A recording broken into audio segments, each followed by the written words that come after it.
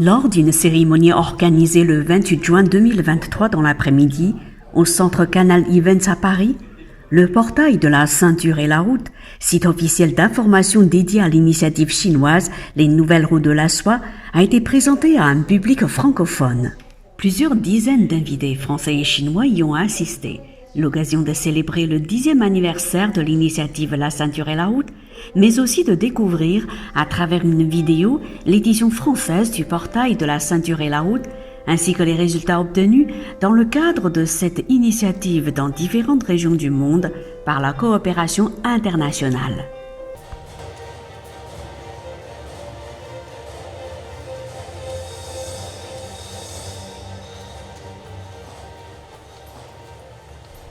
Le portail de la Ceinture et la Route est géré conjointement par le Centre d'information d'État et le Service d'information économique de la Chine, sous la coordination de la Commission nationale du développement et de la réforme de la Chine et de l'agence de presse Xinhua.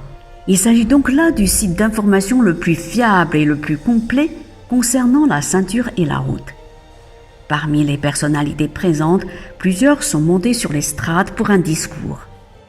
Yan Ming, directeur du bureau parisien de l'agence de presse Xinhua, a déclaré « Au cours des 10 dernières années, l'ampleur des échanges commerciaux et des investissements entre la Chine et les pays impliqués s'est constamment développée.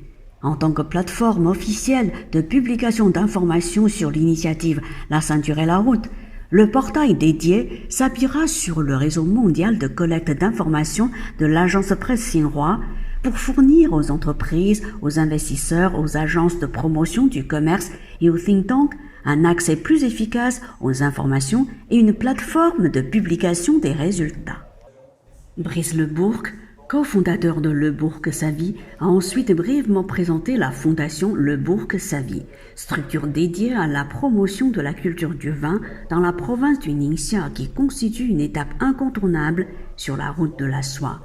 Sa fondation a contribué de façon concrète à la coopération franco-chinoise dans le cadre de l'initiative La Ceinture et la Route. Dans un trait d'humour, il a utilisé l'expression « One Belt, One Road » pour souhaiter davantage d'échanges entre nos deux pays. Sylvie Chen, directrice générale de Mantara TV, a quant à elle déclaré « Le portail d'information en français de l'initiative La Ceinture et la Route est une source d'informations utile et précieuse. Je vous invite encore une fois à vous y rendre régulièrement pour vous informer et partager ce portail avec votre entourage. » Par la suite, Sylvie Chen a présenté les nouvelles activités du Centre Canal Events. Organisation d'événementiels, de séminaires, de formations, activités réservées aux clubs, gastronomie, télévision. Est ajouté en guise de conclusion.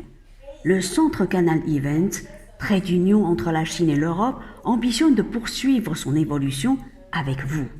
Institutions, associations, entreprises, nous vous offrons ici un panel de services sur mesure. Ensemble, faisons grandir les échanges entre l'Europe et la Chine.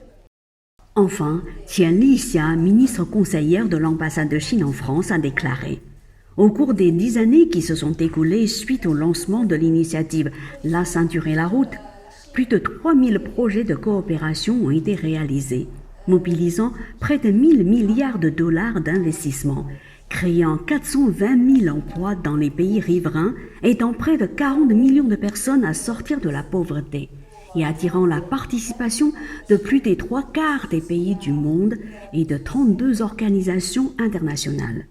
L'Europe est bien inscrite dans le cadre de l'initiative La Ceinture et la Route. Nous avons établi des fret Chine-Europe qui relient la Chine et plus de 180 villes européennes dans une vingtaine de pays d'Europe. Chaque année, plus de 12 000 convois de fret font l'aller-retour entre la Chine et l'Europe. Outre l'initiative La Ceinture et la Route, lancée il y a 10 ans, le président Xi Jinping a avancé de manière créative l'idée de construire une communauté de destin pour l'humanité, un concept qui constitue l'engagement solennel de la Chine envers le monde et devient l'objectif central de la diplomatie chinoise.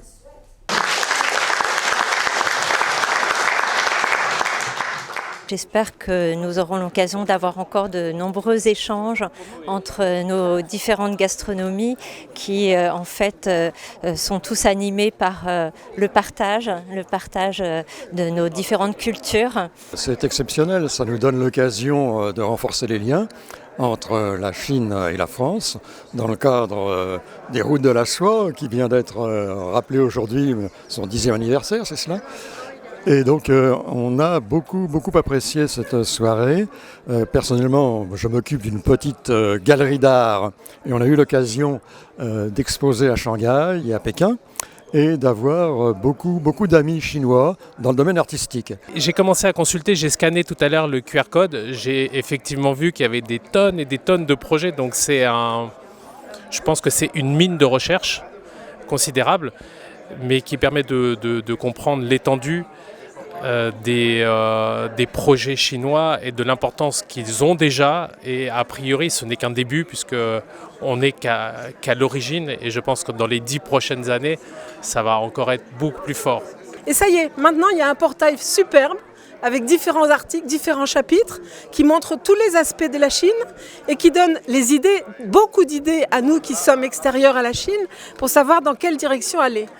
Mais moi je trouve ça formidable parce qu'il y a tellement de choses à développer, j'allais dire des coopérations extraordinaires, surtout dans le domaine de la culture, ce qui est mon domaine favori, et notamment avec l'école dont je m'occupe, qui est à Xi'an.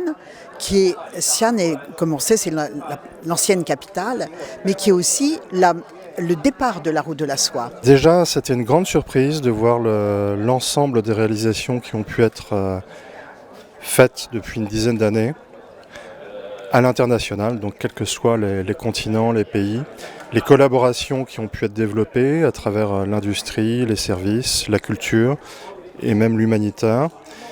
À titre plus personnel, je crois qu'il y a énormément à apprendre aussi sur les collaborations culturelles que nous allons pouvoir rechercher et développer, donc que ce soit pour l'année France-Chine en 2024, mais également de manière plus pérenne sur le long terme. Reportage par Montana TV.